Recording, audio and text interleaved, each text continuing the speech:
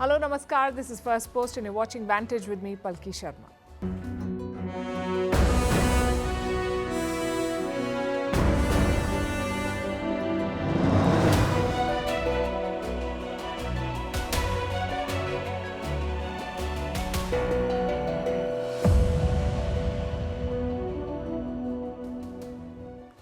Today's headliner is Vladimir Putin.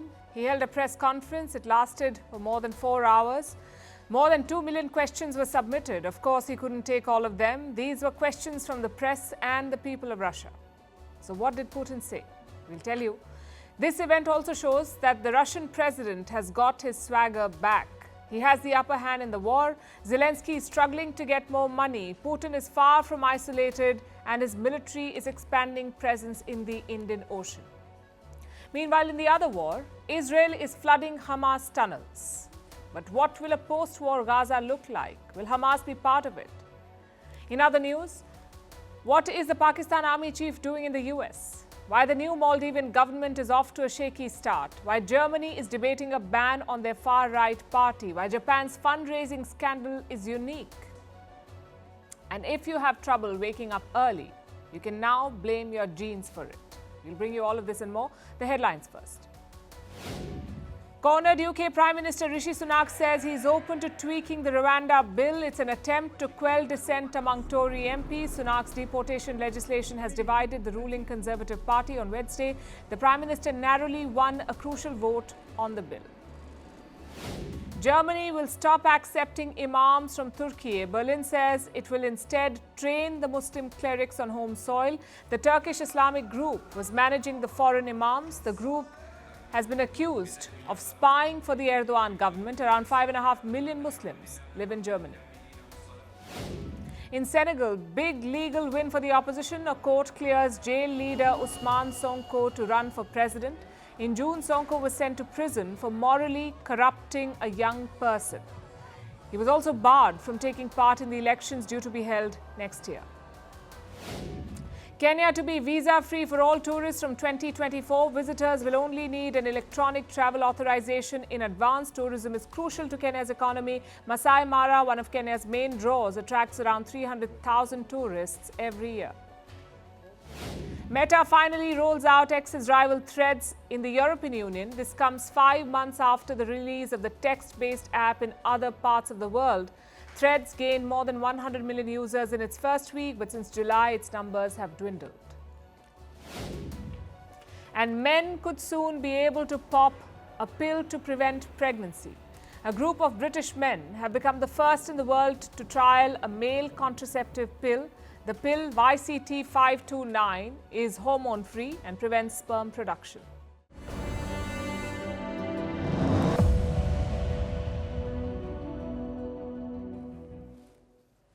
Vladimir Putin is back. If you ask him, he'll say he never went away.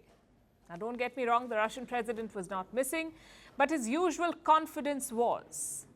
The swagger that you normally associate with him. The snappy comebacks, all of it had faded since the war in Ukraine. It's back though. Today, Putin resumed his annual ritual, that of a year-end press conference. Last year, he decided not to do it. Ukraine's counter-offensive was making gains, the sanctions were biting Russia, and Putin was persona non grata in many countries. So he skipped the press conference last year. But 1 year later, the equation has flipped. Ukraine's second counter-offensive is stalled, Russia's oil revenue is up, and he's just finished a tour of Saudi Arabia and the UAE. So Putin is confident. Last week, he launched his re-election campaign. This week, he faced the people, all very elaborate. A shiny television set, a hand-picked audience of 600 people, 2 anchors to ask questions, and seated in the middle, the Russian president. Putin doesn't just take questions from journalists here. He also opens up the phone lines. Ordinary Russians can call and ask questions. At least that's what the Kremlin says. Apparently, they received 2 million call requests. Most of them covered 3 topics: the war in Ukraine, public services, and housing. Of course, all the focus was on Ukraine. And guess how long the whole thing lasted? Over 4 hours and 10 minutes. If you're surprised, don't be, because it was not even his personal best. That would be the 2008 press conference. He spoke for 4 hours and 40 minutes. Putin's answers revealed 4 aspects of the Ukraine invasion. Listen to this.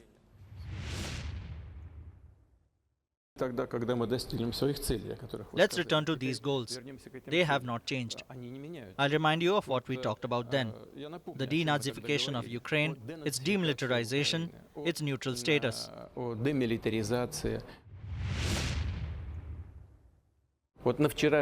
As of yesterday evening, I was informed we now had come up with 486,000. The flow of men ready to defend our homeland with arms in hand is not decreasing. 1,500 men join the ranks daily across the country. There is no need for mobilization as of today.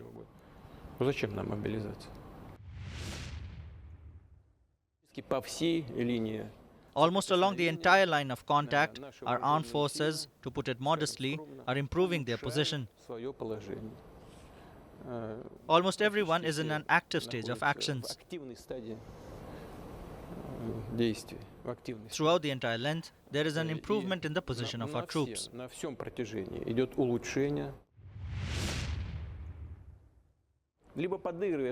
Under these conditions, when the U.S. planned an organized change of power in Ukraine and Europe is standing silently and watching or even dancing along, how can we build relations with them? We don't mind. It was not us who cut them off, but they're pretending that they don't know or remember anything.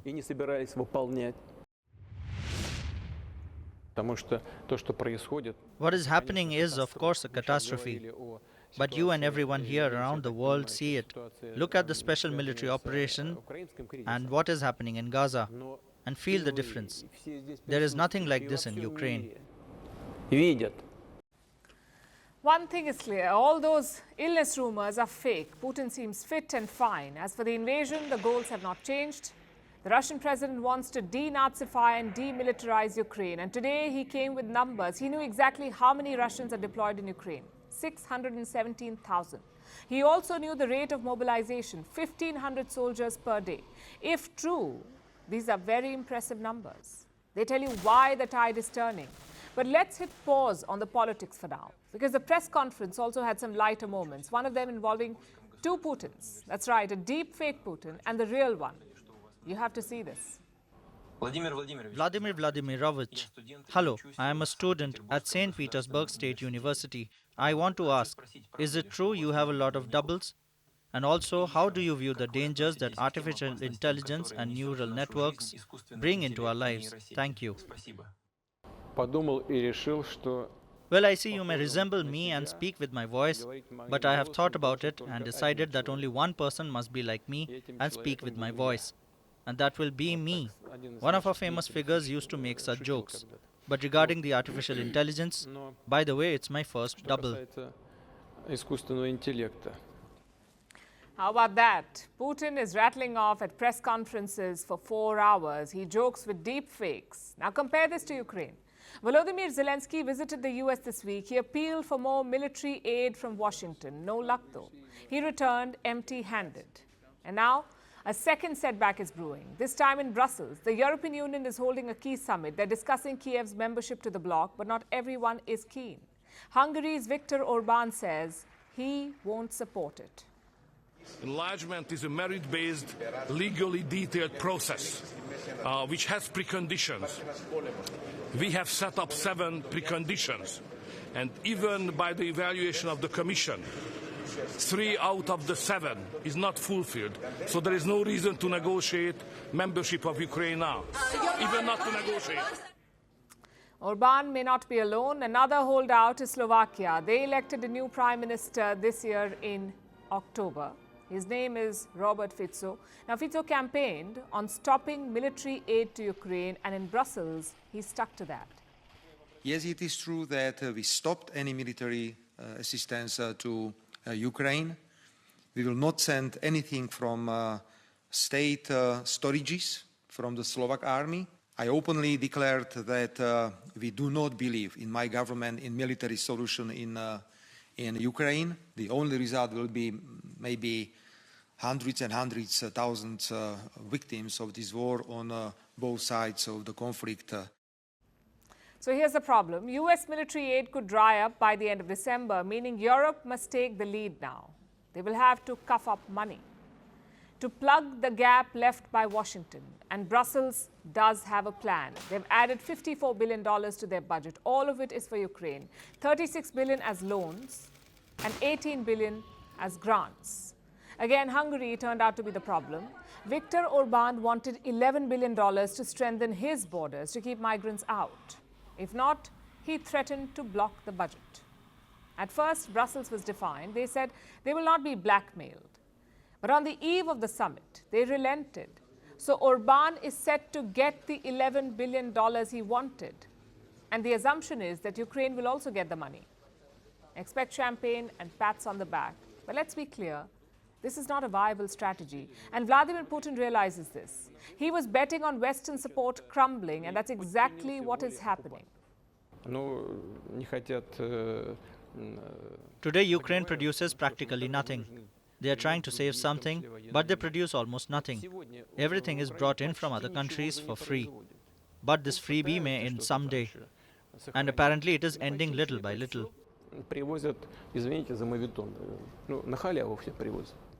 It's unfortunate for Kiev. This time last year, they were flying high. Putin was on the defensive.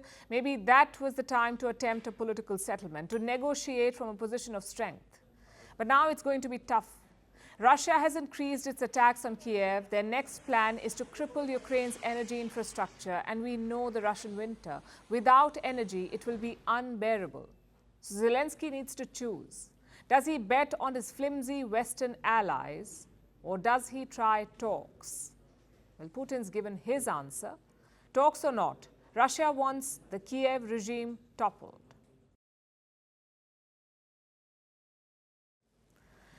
So Putin sounds confident. He's in control of his game. The West has failed to isolate him. Ukraine has failed to take back territory. And now he is doubling down, exploring new frontiers. Look at the Russian military. They're stepping up presence in India's backyard, the Indian Ocean. More ships have been deployed, more drills are being done. It began in November. The Russian military showed up in the Andaman Sea. They held drills with Myanmar. It was their largest ever military exercise. They called it the first Russian-Myanmar naval exercise in modern history. A few days later, Russian warships anchored in Bangladesh for the first time in 50 years. Again, this was for a military exercise. Russia called it a big milestone. In November, they also held a joint drill with India, a 2-day naval exercise in the Bay of Bengal.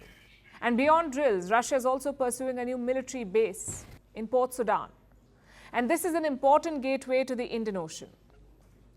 According to one report, this base will host some 300 Russian troops and up to 4 naval ships. So more drills, more partners, and a military base. What does it tell you? Russia wants a foothold in the Indo-Pacific. The question is why? Well, they're chasing 2 goals. The first one is related to the war in Ukraine. By conducting drills in the Indian Ocean, Russia is sending a message to its critics. The war hasn't weakened its forces. It hasn't depleted Russia's war machinery. They can keep fighting in Ukraine while also demonstrating strength in other theaters. That's what Russia is trying to convey. These drills also help their navy to acquire more skills and to remain combat ready. So that's the short-term priority. They also have a long-term goal. You see, this region, the Indian Ocean and the broader Indo-Pacific, holds strategic value. It has key trade routes. It's a battleground for great powers like the United States and China. They're engaged in multiple flashpoints. We keep telling you about them. The South China Sea and Taiwan. In recent months, India too has expanded its drills here. It is working closely with regional players. So why should Russia stay behind? It wants to show the West that it can mount a challenge, that it has friends in this region, that it's far from isolated. Plus, military engagements are vital for Russia's arms industry. For decades, they have been the leading provider of weapons to South Asia. These drills encourage interoperability. They help sustain the market for Russian weapons. And the demand from South Asia is growing, so Russia would not want to lose out. Which brings us to the question, how should India see these moves? Russia is an old partner, a key defense and oil supplier, and an ally, but it's also very close to China. It is expanding military engagements with China. Last year, they held a joint drill in the northern Indian Ocean. 3 countries were involved, Russia, China, and Iran. And this military exercise started in 2019. It has now become a regular feature. So India needs to be cautious. Because Russian dependence on China is increasing. So far, they've managed a delicate balancing act, but if push comes to shove, who will Russia choose? India or China? I guess New Delhi should hope for the best and prepare for the worst. That is the next big question. What happens to Gaza after the war? Who will be part of the post-war plan? And most importantly, is there a post-war plan? We've seen many reports and theories, so let's look at the possible scenarios. Could Hamas stick around after the war? Well, their chief says absolutely. That's this man, Ismail Haniyeh. He says any arrangement without Hamas is delusional. I say that any bet on arrangements in Gaza or in the Palestinian cause in general without Hamas and the resistance factions is an illusion and a mirage. Easy for him to say sitting in Doha. All he has to do is record sound bites in front of a fake screen. It's the people of Gaza, in Gaza, who are suffering. More than 18,400 people are dead. Many more will die unless the war ends. And who decides when that happens? Who decides the end? Israel. Prime Minister Netanyahu has not revealed his post-war plan. We're assuming that he has one. But Netanyahu has made one thing very clear. Gaza must be free of Hamas. I want you to pass this along to the last of the soldiers. We are continuing until the end, until victory, until Hamas is annihilated. Let there be no doubt about this. This is important. It is a message I want to convey to every soldier over there. That's the first contradiction. Hamas says no plan without us. Israel says no plan with Hamas. Which brings us to scenario number 2, a forced eviction of Gaza. It's been discussed before. Many Arab countries have talked about it, that Israel wants to push Gazans into Egypt's Sinai desert. Basically, empty out the strip. No people, no Hamas. Would Cairo agree to such a plan? Their president says no. Reports say his officials have already conveyed the message to Israel. If Gazans are pushed into Egypt, ties will rupture. That's the message from Cairo. Jordan too has said the same. Their foreign minister was speaking in fact in Doha this week. And he said that the IDF will empty Gaza of its people. And what is Israel saying? They say it's all baseless. What we see in Gaza is not simply the killing of innocent people, the destruction of their livelihoods, but we are seeing a systematic effort, it seems, to empty Gaza from its people. These are, of course, outrageous and false accusations. Israel is fighting to defend itself from the monsters who perpetrated the October 7th massacre, and the purpose of our campaign is to bring those monsters to justice and ensure that they can never again hurt our people. But ground accounts differ. Gazan journalists say the IDF is planning to deport Gazans. And it's not a wild theory. Just think about it. First, Israel began attacking northern Gaza, so thousands of people fled to the south. Now they're striking southern Gaza. So where do these people go? Beyond the strip, if they can. Israel can deny all it wants, but an empty Gaza remains a real possibility. And then we have scenario number 3, some sort of peacekeeping arrangement. Again, Israel has hinted at this, creating a buffer zone between Israel and Gaza, a demilitarized safe zone. Reports say they pitched this plan to Egypt, Jordan, and the UAE. Just one problem, though. Who will control and man this zone? Qatar says no Arab state will do it. Let me quote their prime minister. This is what he said. No one from the region will accept to put boots on the ground following an Israeli tank. This is unacceptable. What about an international force? Well, he's rejected that too. He said Palestinians do not need guardians. Well, then, what's the answer? The Palestinian Authority has indicated some willingness. Their president says he could administer Gaza on one condition, though. It should be a package deal that includes Gaza and the West Bank. So simply put, he wants concessions from Israel, and good luck getting that from Netanyahu. So here's the long story short. No one knows what post-war Gaza will look like. Not Israel, not the United States, and not the Arab countries. They're all going with the flow, except That flow is leading to the death of innocent civilians. Israel has continued its airstrikes on Gaza. The city of Rafah was hit overnight. At least 20 people were killed. Many more are trapped below the debris. The ground operations also continue. We're talking about intense close-range combat. Both the Hamas and IDF have released footage. Take a look at this now.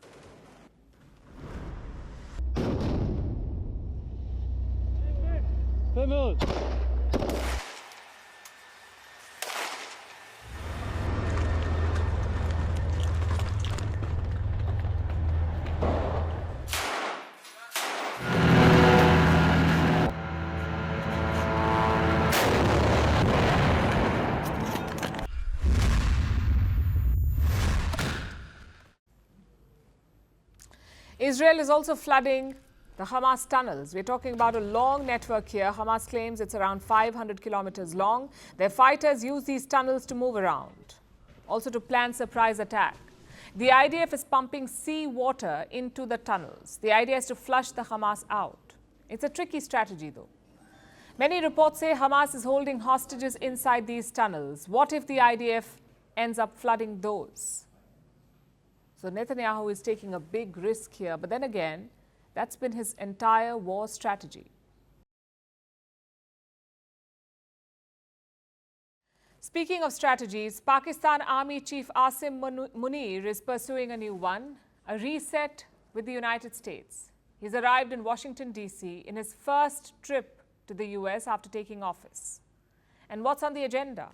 Today he met the U.S. Defense Secretary, Lloyd Austin. No cameras, no sound bites, just a statement from the Pentagon. It's a masterclass on how to withhold information. The U.S. statement mentions two things. One, Austin hosted Asim Munir. And two, they discussed regional issues and defense cooperation. ChatGPT could have done a better job. Asim Munir has more meetings lined up. He's expected to meet Secretary of State Antony Blinken, also National Security Advisor Jake Sullivan. There is also talk of meetings with U.S. lawmakers. Now, General Munir has a tough job here. His mission is to hit the reset button, to take the U.S.-Pakistan relationship back to how it was. But for that, he needs common ground, something to cooperate on. But after Afghanistan, there is very little. The U.S. is more invested in its relationship with India. On the flip side, Pakistan needs a lot more from the U.S. For starters, they need trade. America is Pakistan's largest export market. They sell goods worth $5 billion every year. Then there is aid. In 20 years, the U.S. has given Pakistan close to $32 billion. A lot of it, is military aid, $32 billion. And finally, help at the International Monetary Fund. The U.S. has a sizable voting share at the IMF, around 16%. So without their support, Pakistan cannot get more bailouts. Hence, Asim Munir's visit. Normally, the Prime Minister would do something like this. The Prime Minister would visit. But this is Pakistan. If serious business has to be done, it has to be the army chief. So that's the financial side of it. Now let's come to the security aspect. General Munir will have two issues on his agenda. The first is the TTP, the Tehreek-e-Taliban Pakistan, or the Pakistani Taliban, TTP. They have been on a rampage recently. The TTP and its offshoots have been mounting multiple daring attacks. This week they attacked an army base. More than 20 soldiers were killed. So General Munir will try to convince the US of the TTP threat, maybe press for more military aid, or to force Washington to put pressure on Kabul. After all, the Afghan Taliban has links with the TTP. It's a tall ask, though, because the US is slowly doing business with Kabul. In the month of August, they held their first official talks. In fact, a recent US report borderline praised them, praised the Taliban. It said the Al-Qaeda and Islamic State have weakened. How? Thanks to the Taliban's counter-terror operations. There's three words I never imagined saying together: Taliban's counter-terror operations. Either way, the question is, will Washington rock that boat?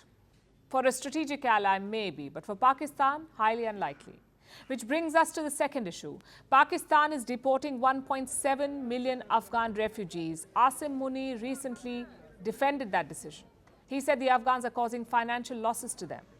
But here's the problem. Many of those refugees are awaiting American travel documents, some 25,000 of them.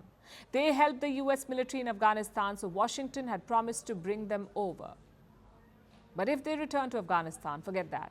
The Taliban could hunt them down. So I guess Pakistan has some leverage. But frankly, it won't be enough. General Munir is in the U.S. at a very tough time. There are two wars going on, both funded by the United States. And in the South China Sea, there is another one that's brewing. The president himself is facing an impeachment inquiry, and the U.S. public is growing tired of foreign wars. So forget a reset. General Munir's biggest challenge is to get America's attention. Let's turn to the Maldives, where the new president's tenure is off to a shaky start. His name is Mohamed Muizzu. He is sparring with his political ally, former President Abdullah Yameen. Now, these two leaders are not getting along.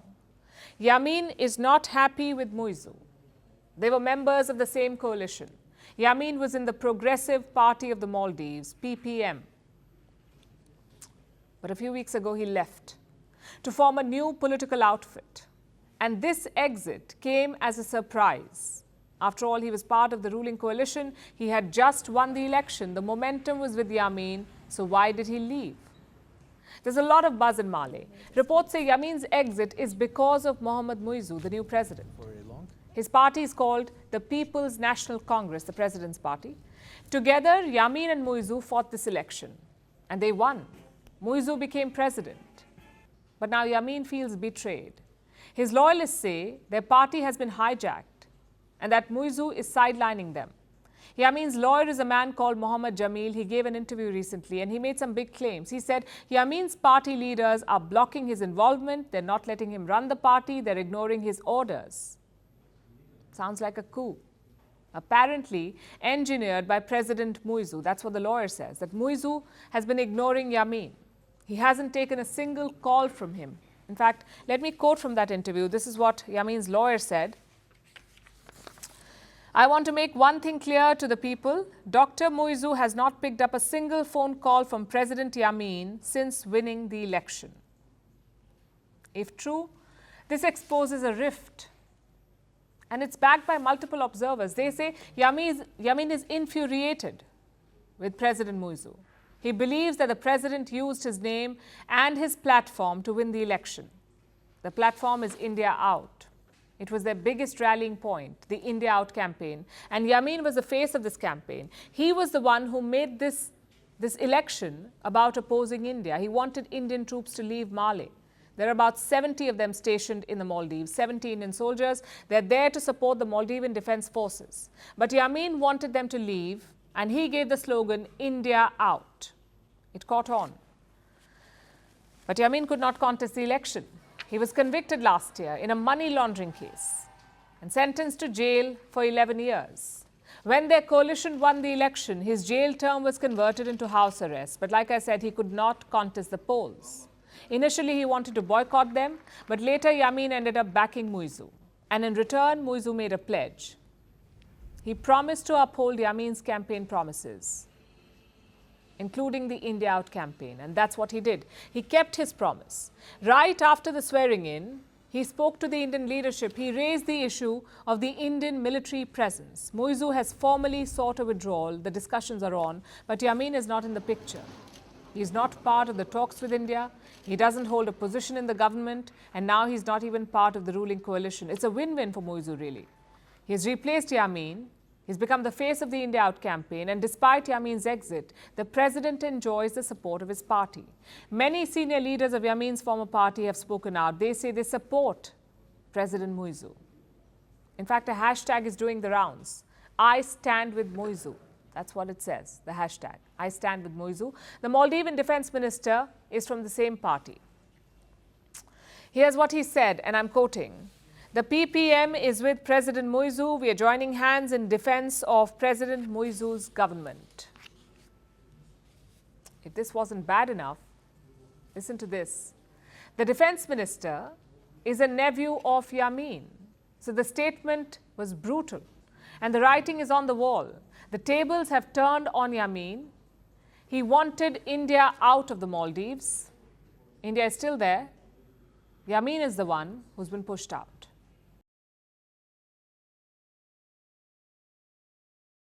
Our next story is from Germany. The country is at a crossroads. Germany's intelligence agency says it is facing a threat to democracy. From whom? A far-right party called Alternative for Germany. It is the country's second most popular party. AfD was not popular when it began, but it rode the anti-immigration sentiment to victory. And this trend is not unique to Germany. The right is rising across Europe. But you get why Germany is worried. They have distressing history. But is banning a party the solution? Our next report explores. A troubled past. It's something many of us deal with. But what happens if the troubled past comes back to haunt you? What if that troubled past tries to derail all your progress? It's a question that Germany is dealing with. Since World War II, the country has had one goal: to rebuild its image. But over 70 years later, Germany is at a crossroad.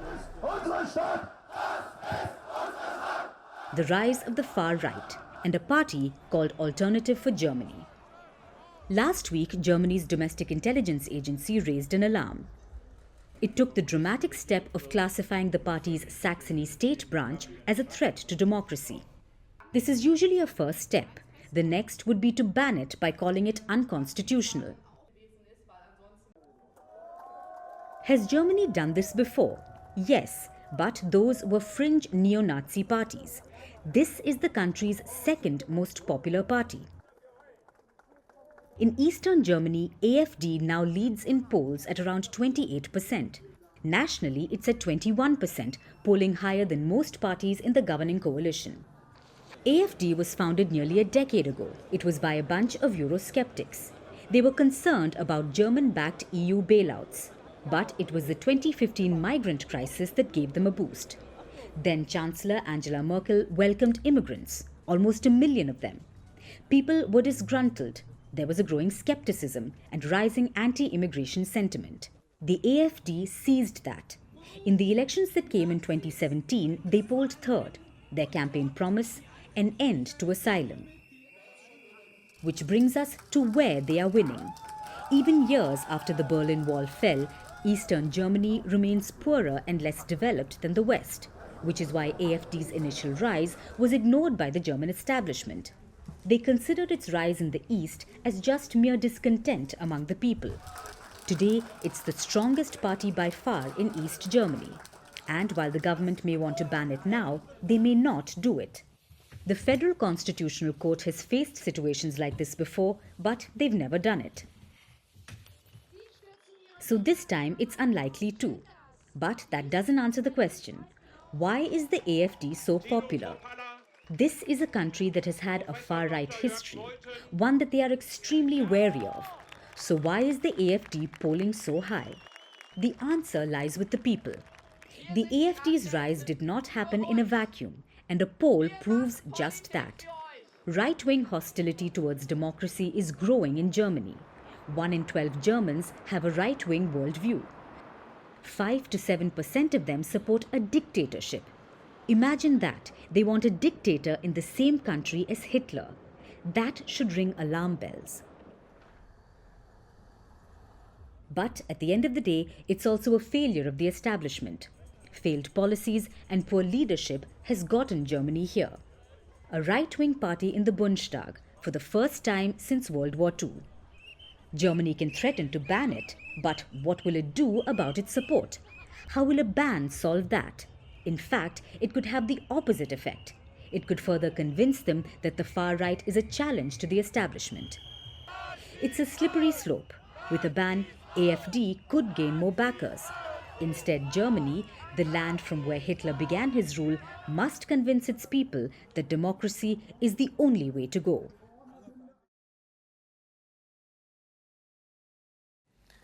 To Japan now, which is also embroiled in a political scandal, but it's not some ideological war. It's an old-fashioned corruption scandal, and it has rocked Japan's ruling party. The Japanese public is furious.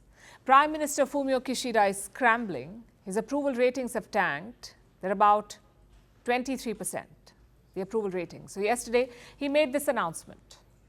We will lead the Liberal Democratic Party as a ball of fire to restore the public's trust. He said he would lead his party, the LDP, as, and I'm quoting, a ball of fire. Today, that fireball scorched the party's top leadership. 4 of his cabinet ministers have been sacked. This includes Kishida's right-hand man, the chief cabinet secretary, Hirokazu Matsuno. He was among the accused in the scandal. He has been forced to step down along with 3 others. So what exactly is their crime? It's been called a fundraising scandal. You see, funds are raised for political campaigns, and these funds were misappropriated. More than 100 members of Japan's ruling party are being investigated for this. The former chief cabinet secretary is one of them. He has resigned. And he was joined by these 3 top ministers. 5 cabinet vice secretaries stepped down as well. Now, while all of this sounds pretty standard, you must remember this is Japan. And what might surprise you is the amount of money involved. It's a huge scandal. How much money did it involve? Around 500 million yen. That's the total amount being investigated. 500 million yen. That's close to $3.5 million US dollars. That's million with M, 3.5 million. For our Indian audience, that's a little less than 30 crore rupees. So 30 crore rupees misappropriated by 100 people over the course of 5 years. In the world of political corruption, it's loose change. But the Japanese take it very seriously. So here's how it happened. Politicians raise funds for their parties. They're expected to bring a minimum amount. Anything above that minimum is theirs to keep. They can pocket the difference. They can just keep it. It's legal on one condition. They must report what they keep. The people should know. But in this case, they did not disclose the amount.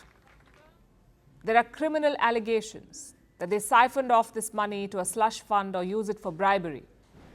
Reports say the cabinet secretary failed to disclose about $70,000. A minister hid about $7,000. And I repeat, this was over a period of 5 years, $7,000. And because of this, they have stepped down.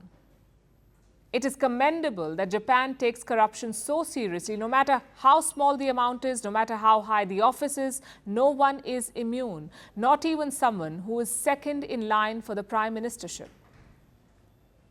For Kishida, the scandal could prove to be disastrous. It's the 3rd major crisis to rock his party in the last 1 year. The prime minister, as I said, is scrambling to mitigate the damage.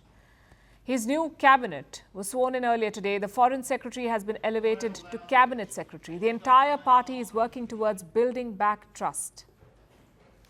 As the government is under intense scrutiny, I would like to do whatever I can within the responsibilities given to me to restore trust. Now, while part of Kishida's response is political, we should take a step back to appreciate Japan here. The Japanese people placed immense pressure on the ruling party. They forced the country's 2nd most powerful politician to resign over $70,000 USD. A cabinet minister had to walk over $7,000 that were unaccounted for. This no-nonsense attitude towards corruption is truly commendable. It shows that no one needs to tolerate even the tiniest amount of graft. It's a lesson that people all over the world should take to heart.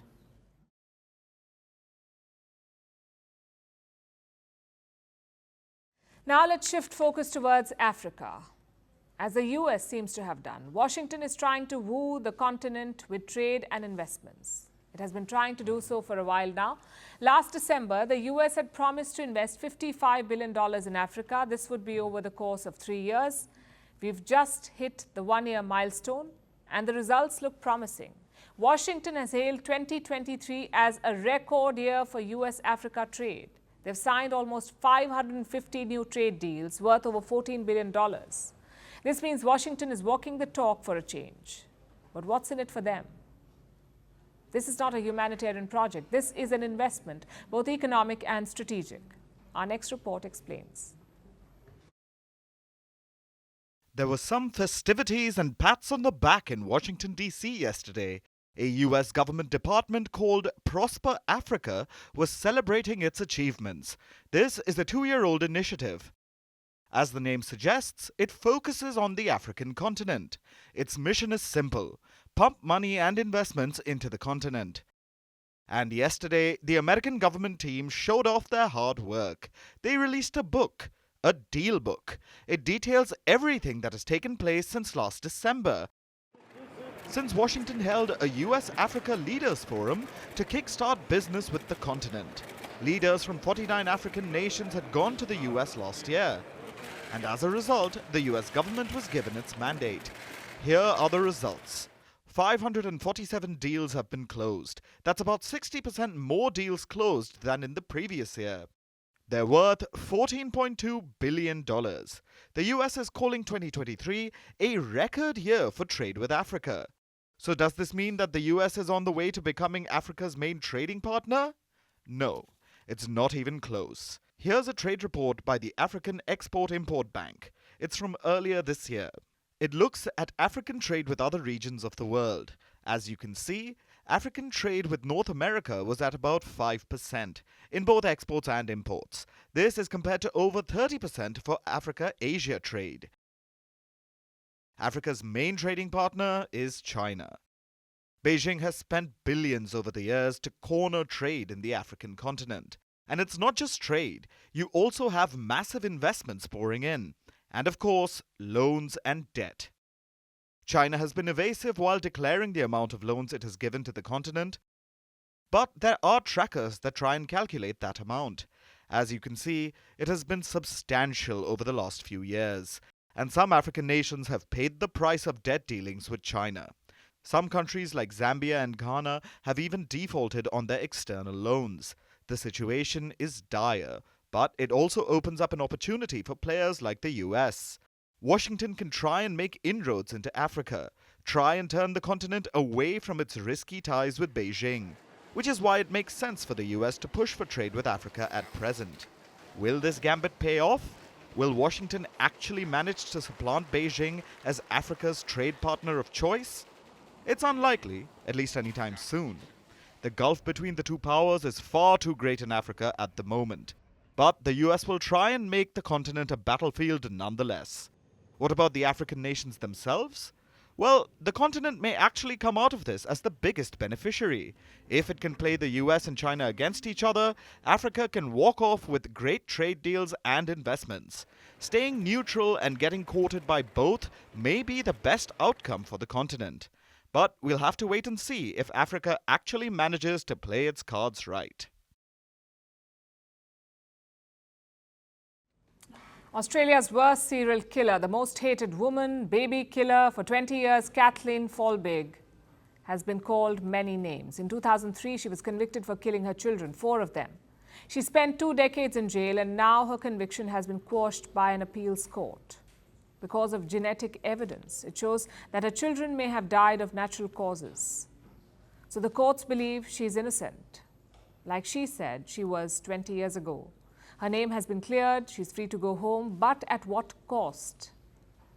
Will Australia have to pay for this miscarriage of justice? Our next report tells you. In 1999, Australia was rocked by a shocking discovery, the death of 4 very small children. And at the centre of the saga, there was one woman, Kathleen Folbigg. She found herself accused of a crime that would change her life forever. The evidence was damning. But 20 years later, it looks like appearances and details can be deceiving. Between 1989 to 1999, Kathleen lost 4 of her children. They all died one after the other. Her first child, Caleb, was only 19 days old when he died. That was in 1989. Her second child, Patrick, died in 1991. He was just 10 months old. Her third child, Sarah, died in 1993. She was 10 months old. And her last child, Laura, died in 1999. She was barely 19 months old. So 4 very young children, 4 sudden deaths, and a mother connecting them all. All fingers pointed to Kathleen, but her original guilty verdict wasn't based on medical evidence or even circumstantial evidence. It was based on diary entries. Diary entries that she made over the years. Kathleen wrote about how difficult life with children was, how she once left her daughter to cry for 5 minutes. For many mothers, it was normal stuff, guilt that they felt every day. But for the court, it was an admission of crime. The case against me was always about my diaries and Meadows Law. They cherry-picked words and phrases from my journals. Those books contained my private feelings, which I wrote to myself. No one expects those type of things to be read by strangers, let alone opinionated on. They took my words out of context and turned them against me. They accused me of something I never wrote about, never did, and never could do. I hope that no one else will ever have to suffer what I've suffered. Folbigg continued to maintain her innocence, but it wasn't until 2018 that people started taking her seriously. That's because new evidence emerged. Folbigg's 2 daughters carried a rare genetic variant, one that could have led to their deaths. Her sons too had a different genetic mutation. It's been linked to sudden onset epilepsy in mice. That led scientists to believe that they may have died of natural causes. So people petitioned for Kathleen. It reached the courts. They said there was reasonable doubt. In June this year, she was pardoned by the New South Wales governor. She was finally out of prison after 20 years. Many believe this is the biggest miscarriage of justice in Australia's legal history. But it isn't the only case in the world. Mothers across the world have been wrongly accused of killing their children. It had happened before in Australia in 1982 to a woman named Lindy Chamberlain. She was convicted of the murder of her daughter. 6 years later, she was freed and the government had to pay her $872,000. In 2003, there was Britain's Sally Clark. She was convicted of murdering her sons. She was in prison for 3 years. Later, they found that the children died naturally. Clark was released. She was later found dead at home as she never recovered from the trauma. Clearly, the aftermath of wrongful convictions extends far beyond the prison gates. How does one rebuild a life shattered by false accusations? I love my children, and I always will. I know I am one of the lucky ones. I have a chance with support to rebuild my life. But there are many other people who aren't so lucky. In our lucky country, Australia, this should not be the case. We need to be humble and open to improving the system to ensure truth is revealed, because truth and correct legal outcomes matter. Thank you. Kathleen's fight for justice may be over, but for Australia, this is a moment of reflection. This could be a turning point for its legal system, a mistake that they could pay for dearly. Kathleen hasn't talked compensation yet, but it could be the biggest payout in the country's history. Justice may have been served, but it came 20 years too late for Kathleen Folbigg. The world belongs to early risers, and we are just living in it. We have all heard this before. The early bird gets the worm. Early to bed and early to rise makes a man healthy, wealthy and wise. World leaders swear by these quotes like Mahatma Gandhi and Winston Churchill. Despite all their differences, they were both early risers. So are many of the world's most successful people. Apple CEO Tim Cook gets up at 3:45 a.m. Former PepsiCo CEO Indra Nooyi wakes up as early as 4 a.m. Indian billionaire Mukesh Ambani wakes up at 5:30 a.m. Everyone wants to be a virtuous early bird. Some do it better than others. Colombia is the earliest riser in the world at 6:31 a.m., followed by Indonesia and Japan. By comparison, India's wake-up time is 7:36 a.m., America's 7:20 and Russia 8:06 a.m. So differences exist, but it is demanded of everyone that they wake up early, which is easier said than done. If you're just not a morning person, science says you may never be. And this is not because you smash your alarm clock when it rings or because you have deep-seated hatred for the sun. It is because of your genes. And you can blame the Neanderthals for this. They were a species of archaic humans. They're extinct now. They were alive until about 40,000 years ago, but they intrigue science even today. Modern humans, or our ancestors, procreated with the Neanderthals. They passed down fragments of their DNA. Some of it is still found in living humans. It gives us survival advantage, makes us more immune to disease, influences our appetite, even affects how or when we sleep. Now, a new study is out. It says Neanderthals were morning people. They lived in Eurasia on higher altitudes, where days became shorter in the winter, so they woke up early to collect food as soon as the day began. Over hundreds of thousands of years, their body clocks adapted to this geography, and their descendants with modern humans inherited these body clock genes. So many people who are early risers today probably have those genes. From an evolutionary perspective, being an early riser makes sense. You can gather food, more food. You can also stand guard against wild beasts that emerge in the wee hours. But in today's day and age, how important is it to be a lark? Should you force yourself to wake up early? Well, I will let you decide that. But just for a minute, let's ignore the pedestal that hails morning people. I'm going to look at both the feathered categories, the early birds, who are more active in the morning, and the night owls, those who thrive in the dark. It is estimated that 50% of the world does not fit in either of these categories. As for the remaining half, roughly 25% people are early risers, another 25% are night owls. This does not mean that night owls are always late to work or that early risers don't party till dawn. According to science, the difference lies in their inherent qualities. Morning people are said to be more analytical and cooperative, more persistent. They set higher goals for themselves, plan for the future more, have a better sense of well-being. On the other hand, night owls are more imaginative and individualistic, more creative, more open to new experiences or taking chances.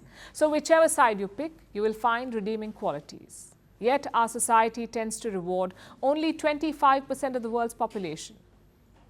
Perhaps it's time to rethink that. Appending your natural body clock is like trying to be someone else. It's a waste of who you are. So redefine what success means to you and put this debate of waking up to bed. And now it's time for Vantage Shots, images that tell the story. Elon Musk's Tesla has unveiled Optimus Gen 2. It's Tesla's new humanoid robot that can squat, dance and boil eggs. In the UK, the Royal Mint released dinosaur coins, with each 50 pence coin showing a different species. And in Antarctica, 68 runners face sub-zero temperatures and strong winds to run a marathon. Finally, we're taking you back in history. On this day in 1918, women in Britain voted for the first time in a general election. The equal right to vote came in 1917 after the suffrage movement. 8.5 million women voted in the 1918 election. We're leaving you on that note. Thanks for watching. We'll see you tomorrow.